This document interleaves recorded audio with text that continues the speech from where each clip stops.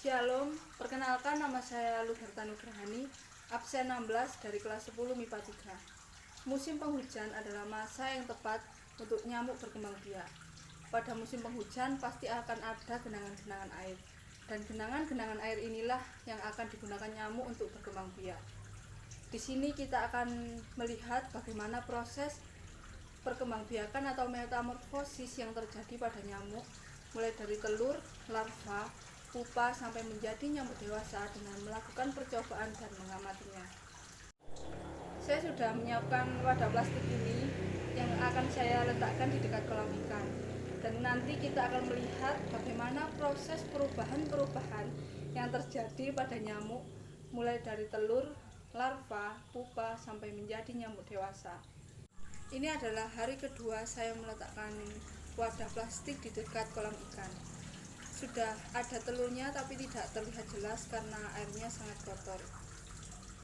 Tahap pertama dalam proses metamorfosis nyamuk adalah telur. Sebelum terjadi tahapan ini, telah terjadi proses pembuahan antara sel telur nyamuk betina dan spermatozoa nyamuk jantan.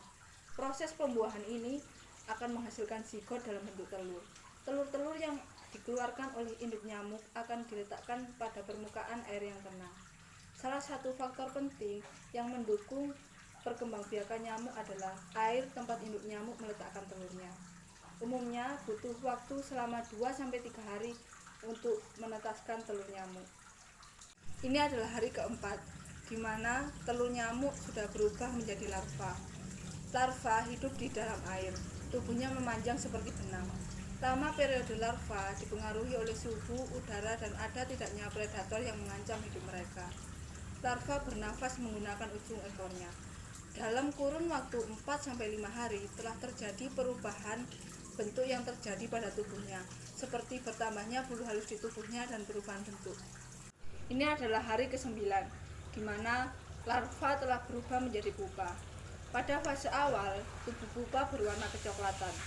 Fase pupa berlangsung selama 1-2 hari, tergantung pada suhu, udara, dan ada tidaknya predator yang akan mengancam hidup mereka.